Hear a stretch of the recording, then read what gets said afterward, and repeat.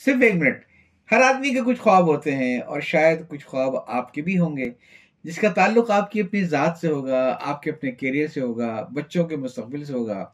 या मुमकिन ये है कि आपके ख्वाब कुछ ऐसे हों कि मैं मुआशरे पे कोई असर डाल सकूं। कोई अच्छी किताब लिखने का ख्वाब होगा, कोई ऐसी चीज़ ईजाद करने का ख्वाब होगा जैसे कभी किसी ने ख्वाब देखा होगा हवा में उड़ने का, और इंसान फिर हवा में उड़ना शुरू कर दिया। ख्वाब जो हैं हमें जीने की उमंग देते हैं, हौसला देते हैं और ज़िंदगी का मकसद देते हैं कि हमें ये हासिल करना है। लेकिन हर ख्वाब तो शर्मिंदा ताबीर नहीं होते हैं। बाज़ नाइटमेयर बन जाते हैं और बाज़ को हम कहते हैं कि हमारी डे ड्रीमिंग थी। अब ख्वाबों को हम कैसे हकीकत का रूप दें?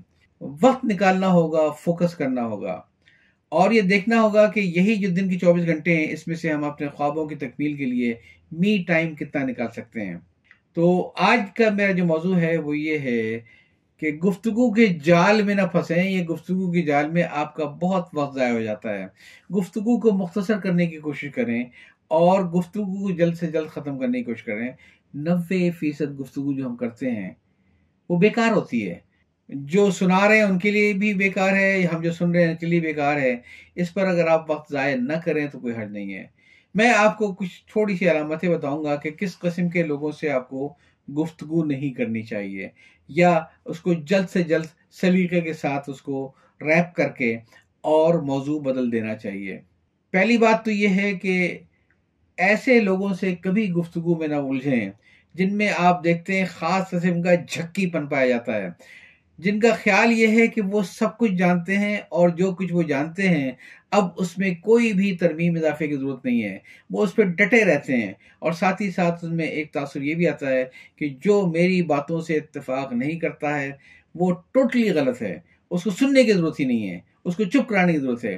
तो जिन लोगों में ये झक्कीपन पाया जाता है कि वो सुनाते जाता हैं और सुनने की कोशिश नहीं करते हैं, बेहतर ये कि आप उनसे दूर रहिए, वक्त ज़ाया ना करेंगे साथ। दूसरा, आप ये देखेंगे कि बाज़ औक़ात गुफ्तगू के अंदर लोग और जो फैसला साजी में उनके पास सलाहियत नहीं है, तो वो गुफ्तगू में उस सारे मलबे को लाके ढेर कर देते हैं।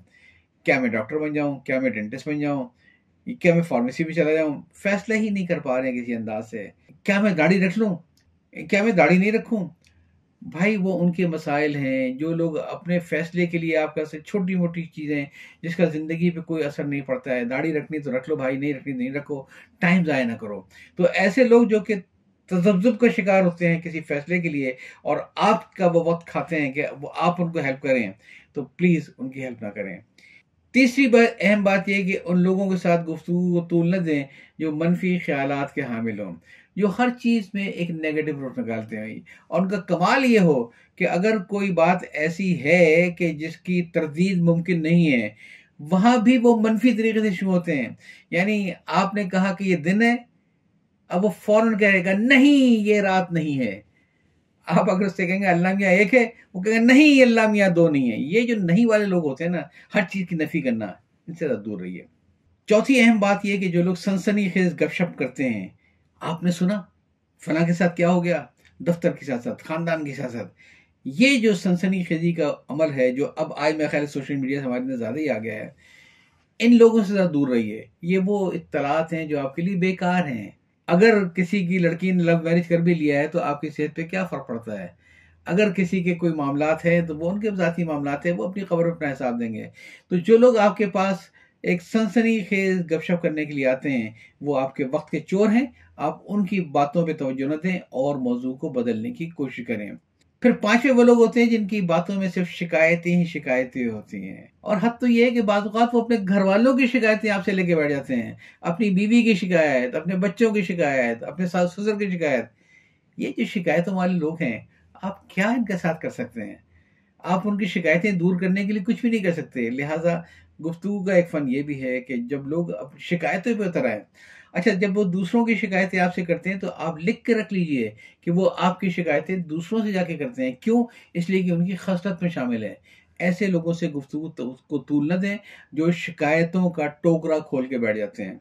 फिर बहानेबाजी, आपको मालूम है एक वक्त तय हुआ था, उस वक्त वो नहीं पहुंचे हैं, माजरत कर लें, बात खत्म। अब वो बहाने चल रहे हैं और लंबे लंबे बहाने चल रहे हैं कि भाई वो क्या करूं, मैं मोटरसाइकिल मेरी पंचर हो गई, मैं पंचर वाले के पास गया, पंचर।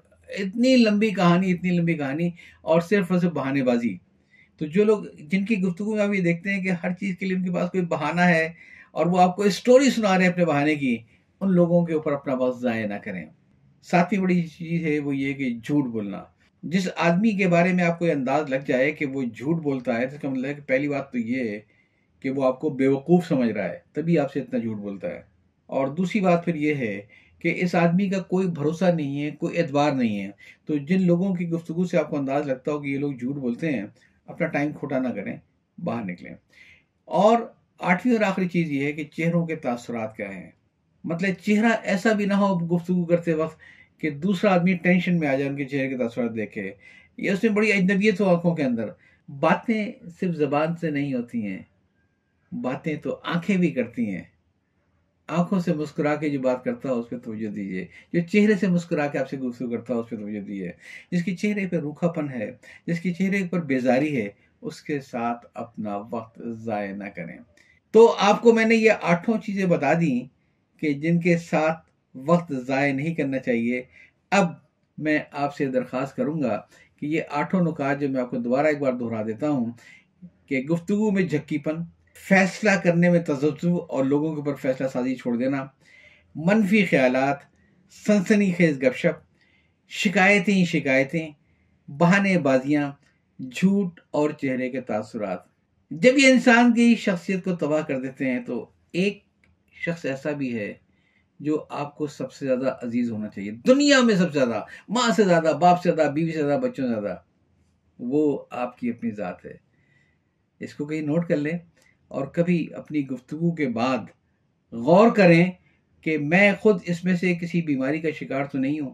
آج جو میں نے آدھا پونا گھنٹہ کی گفتگو کی ہے، کیا ان میں سے کوئی ایلیمنٹ میری گفتگو میں نہیں تھا؟ آپ اپنے آپ کو ٹھیک کر لیجئے، دنیا خود بخود ٹھیک ہو جائے گی. یاد چاہتا ہوں. اللہ حافظ.